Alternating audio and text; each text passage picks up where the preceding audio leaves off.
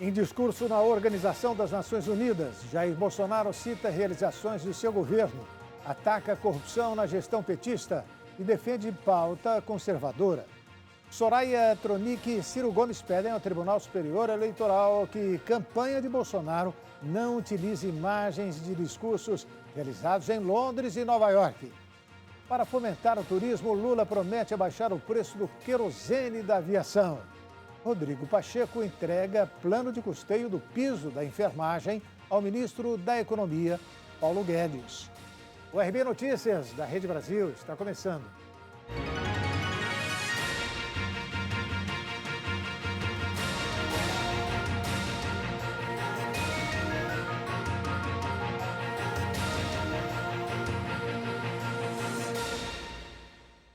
A nova pesquisa IPEC ex-Ibope, divulgada na noite de ontem, mostrou uma vantagem de 16 pontos do ex-presidente Luiz Inácio Lula da Silva sobre Jair Bolsonaro.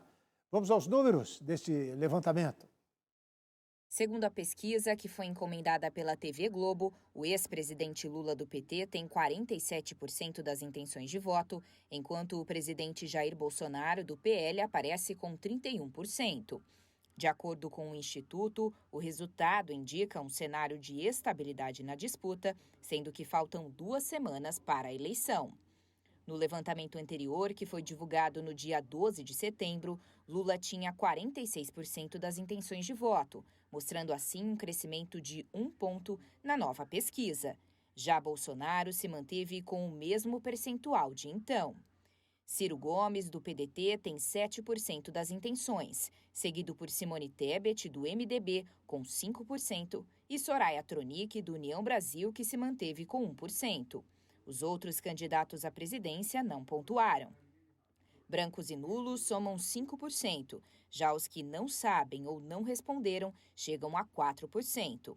A pesquisa ouviu 3.008 pessoas entre os dias 17 e 18 de setembro em 181 municípios.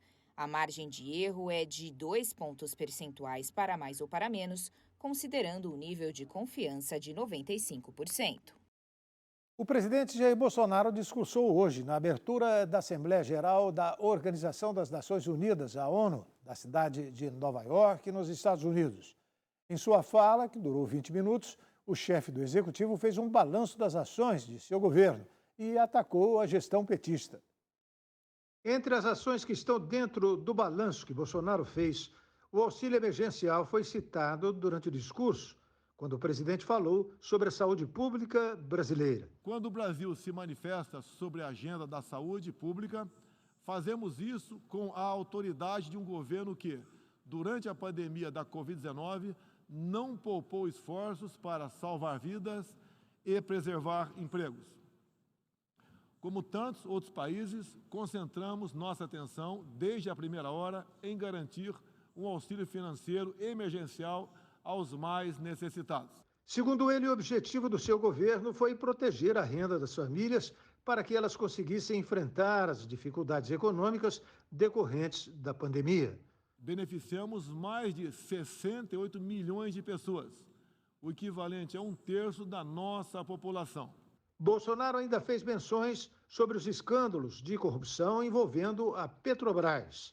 Sem citar o nome do seu principal adversário na corrida eleitoral, o presidente disse que o grande responsável por isso foi condenado em 3 instâncias, se referindo a Lula. No meu governo, extirpamos a corrupção sistêmica que existia no país.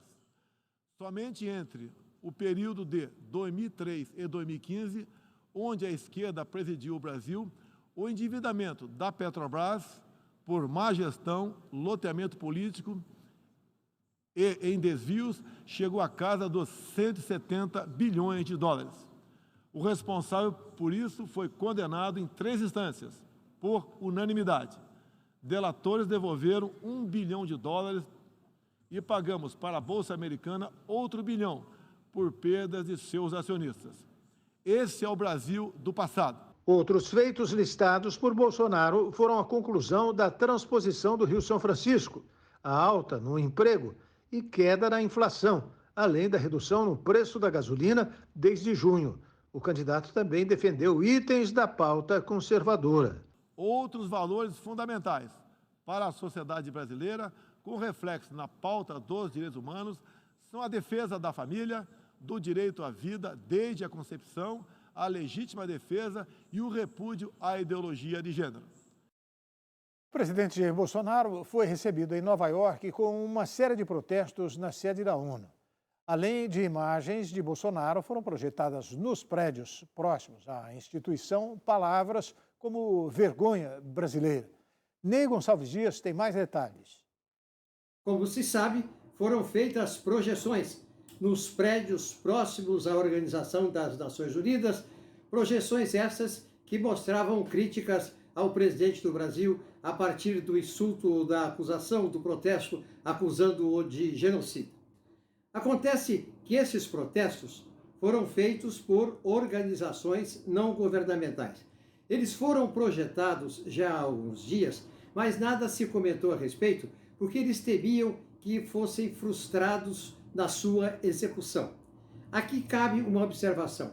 Quando o presidente Jair Bolsonaro esteve em Londres, ele usou a sacada da embaixada, que é uma propriedade nacional, para fazer um discurso aos seus apoiadores de Londres, inclusive de cunho eleitoral. Isto é uma coisa, com uma eventual consequência. Outra coisa é Nova York. O presidente não foi a Nova York, neste momento do protesto, para fazer campanha eleitoral. Ele foi lá como representante do Brasil, que desde que a ONU foi criada na década do final de 45, da década de 40, o Brasil abre nos meses de setembro as Assembleias Gerais das Nações Unidas. Portanto, ele foi como chefe de Estado. Eu tenho a impressão que isso aí vai favorecer, sabe o quê? A vitimização do presidente Jair Bolsonaro. Ele vai se dizer vítima de radicais, de ações não governamentais na sua visita aos Estados Unidos. Eu tenho a impressão de que isso aí vai frustrar aquilo que os organizadores pretendiam quando iniciaram a organização, de promover estas projeções ao lado das Nações Unidas. O ex-presidente Lula não vai comparecer ao debate do SBT. Pode ser um erro. Ele poderá sofrer críticas de todos os candidatos presentes e terá que levar uma semana para se justificar, ou seja, poderá colocar em risco uma vitória no primeiro turno. O Tribunal Superior Eleitoral proibiu Jair Bolsonaro de usar na campanha o discurso que ele proferiu na Embaixada Brasileira em Londres. Já a campanha de Ciro Gomes quer o mesmo em relação ao discurso na ONU.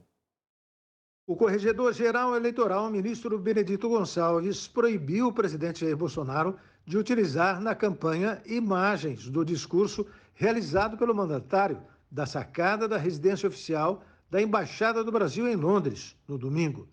Gonçalves também determinou em liminar a remoção de vídeos publicados nas redes do deputado Eduardo Bolsonaro, filho do presidente, com as falas de Bolsonaro no edifício oficial do governo brasileiro na capital inglesa.